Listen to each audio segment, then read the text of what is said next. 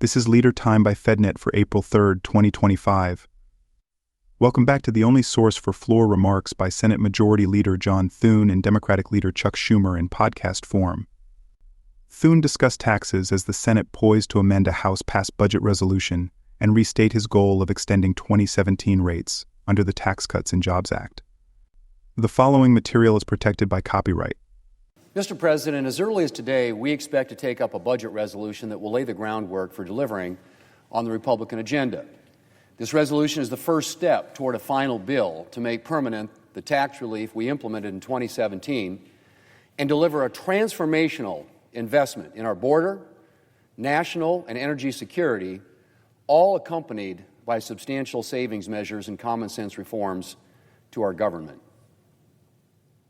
And at the prospect of this, Mr. President, Democrats are losing their minds. Their opposition to the 2017 tax relief, of course, is well known. Since the day the Tax Cuts and Jobs Act was passed and before, Democrats have attempted to mischaracterize, and some would say flat out lie, about this legislation.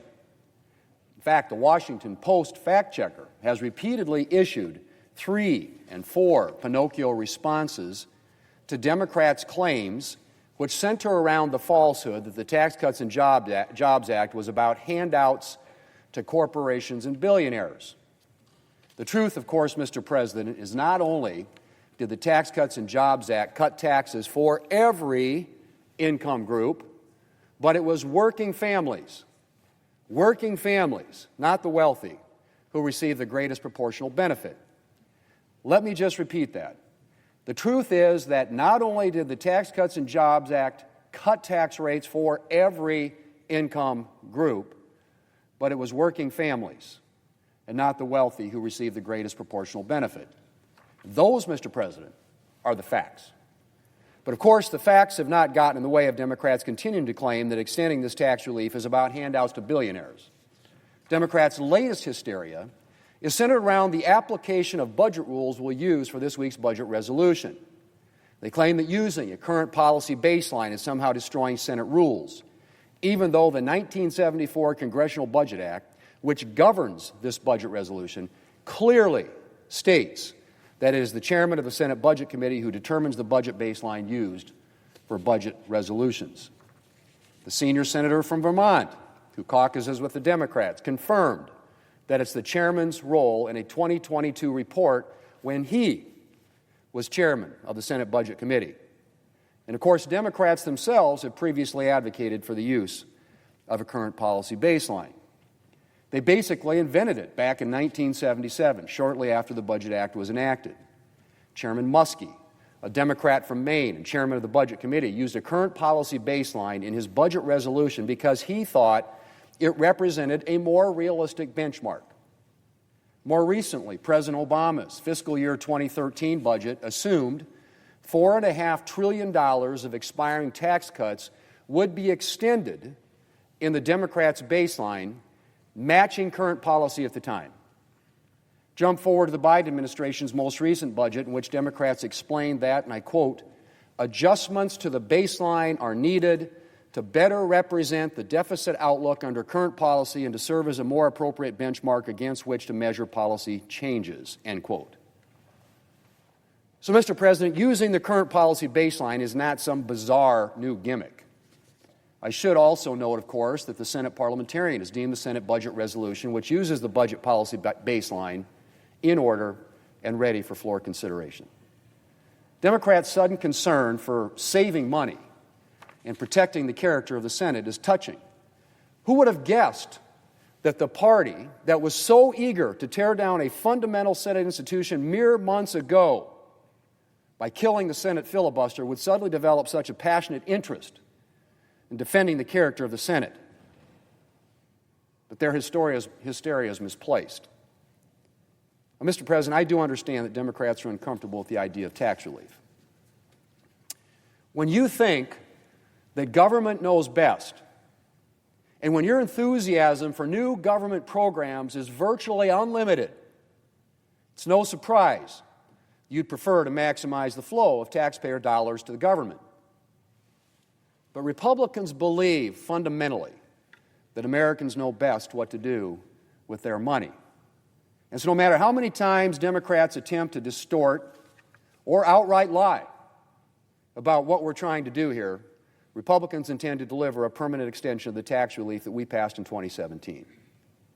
Failing to extend this tax relief would result in a $2.6 trillion tax increase on those making less than $400,000 a year, as well as a $600 billion tax increase on small businesses. A typical family of four making $80,000 a year would end up sending an additional $1,700 to the government next year. $1,700. I'm quite sure they have better uses for that money than sending it to Uncle Sam. I said make this tax relief permanent, Mr. President, and I do mean permanent. Senate Republicans are united with the President in viewing a temporary extension as unacceptable. Americans should not have to live in fear of a tax hike every few years, and small businesses, including family farms and ranches like those in my home state of South Dakota, need certainty about the tax outlook so they can plan for the future.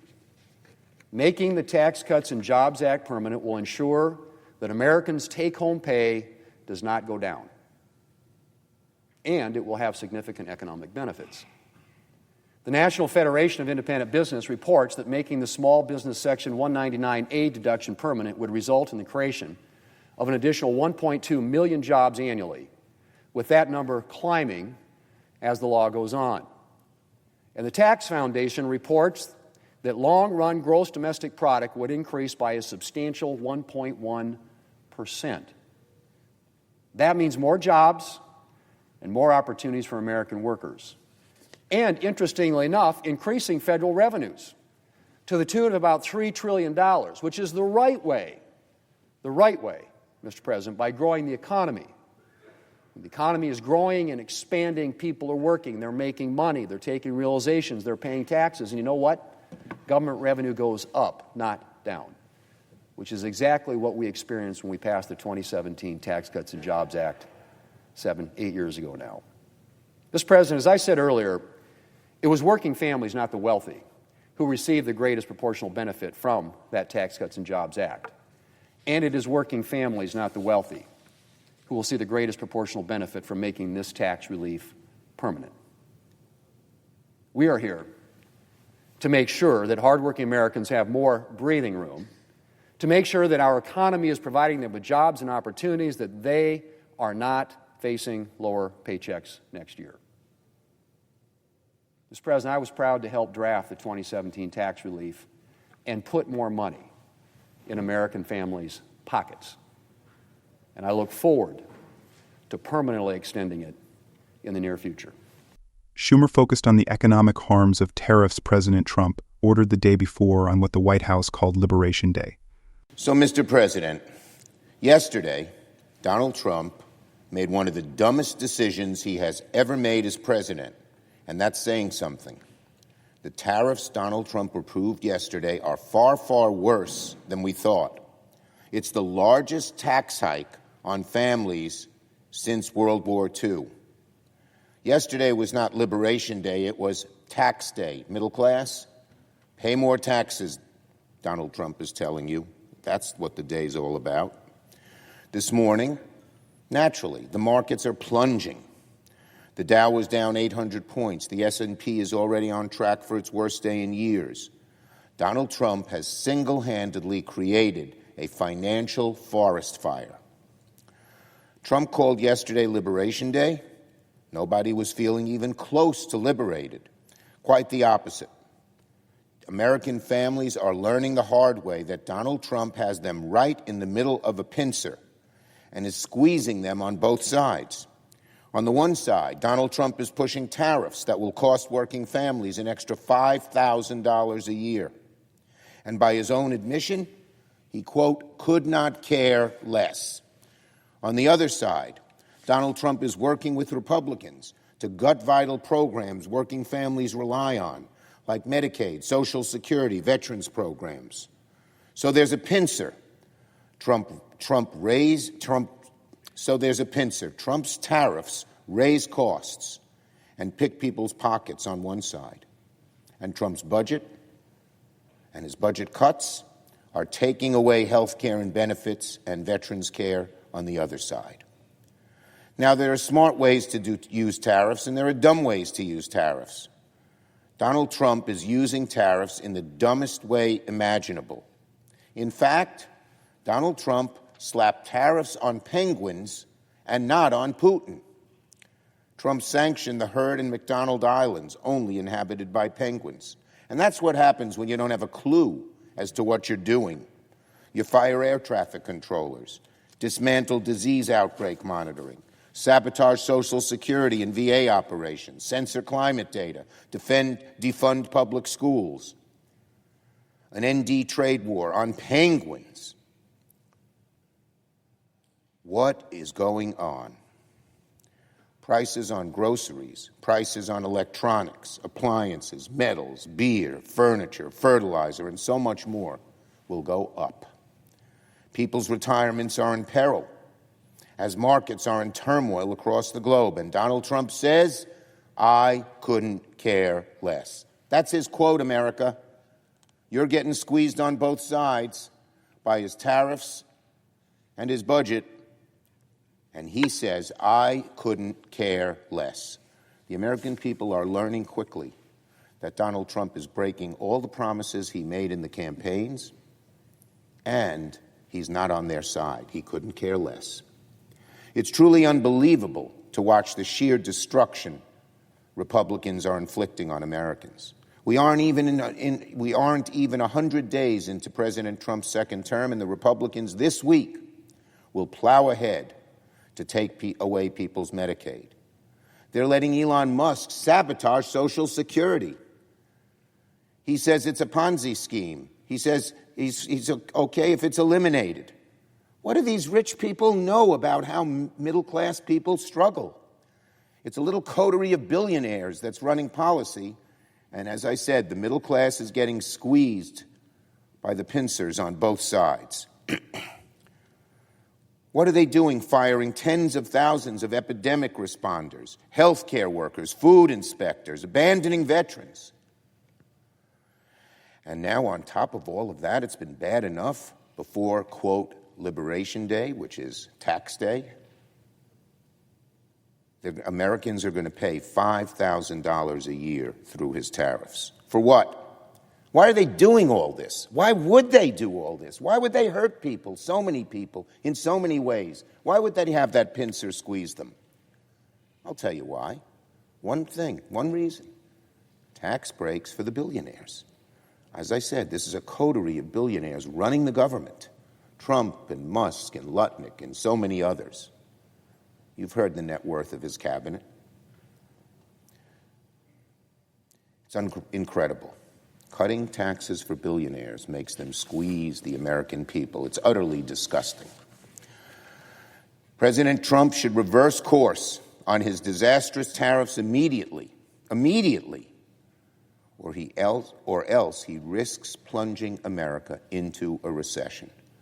Some of the leading banks, the leading financial analysts, with no axe to grind, have greatly increased the odds that we will have a recession because of what Trump is doing. What president walks mindlessly into a recession, which means it's harder to get a job, harder to keep a job, harder to pay the bills? What president does that?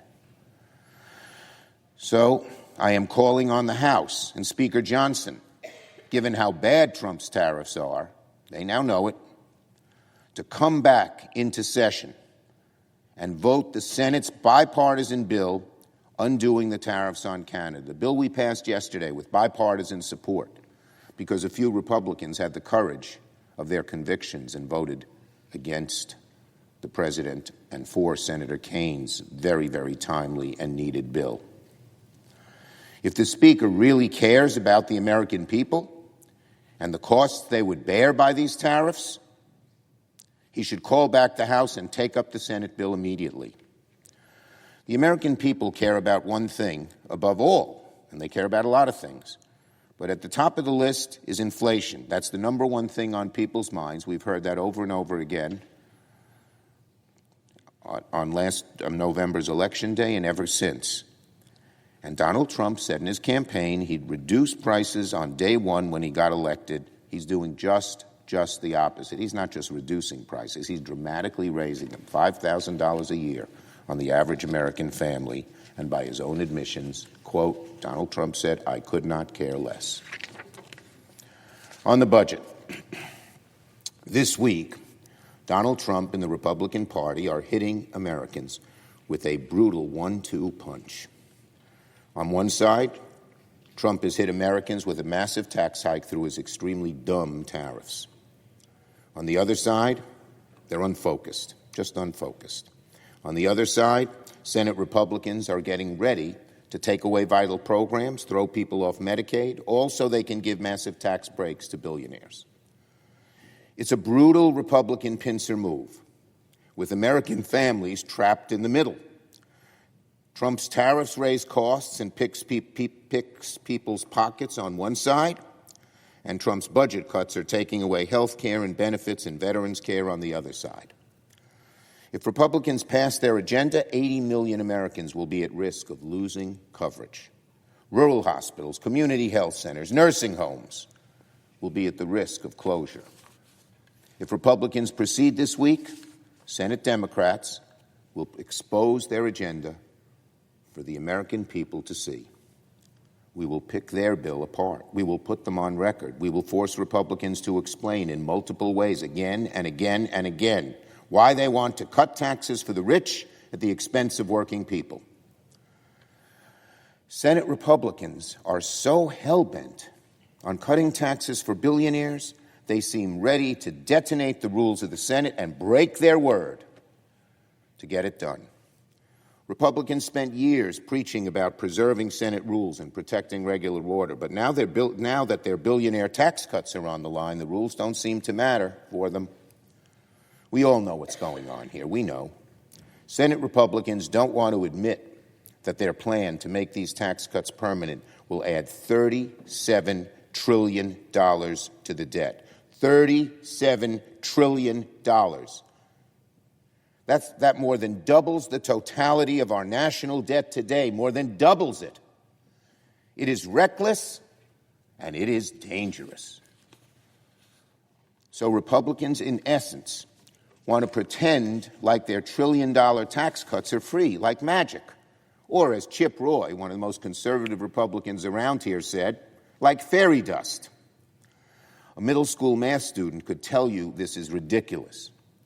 House Republicans must tread carefully. I say that to them over there, particularly the ones on the hard right.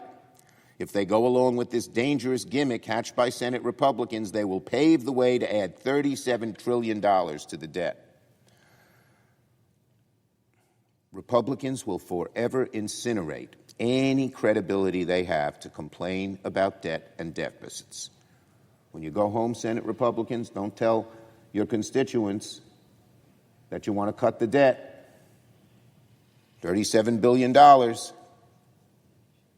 And far worse than that, these billionaire tax breaks and the gargantuan deficit that they will create will haunt our children and our grandchildren with sky-high interest rates, a hobbled economy, and rampant inequality.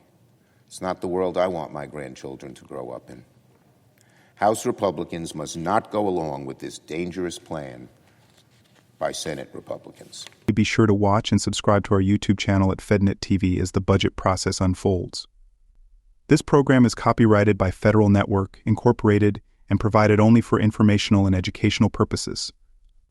Unauthorized reproduction, distribution, or use of this episode without expressed written permission from FedNet is prohibited.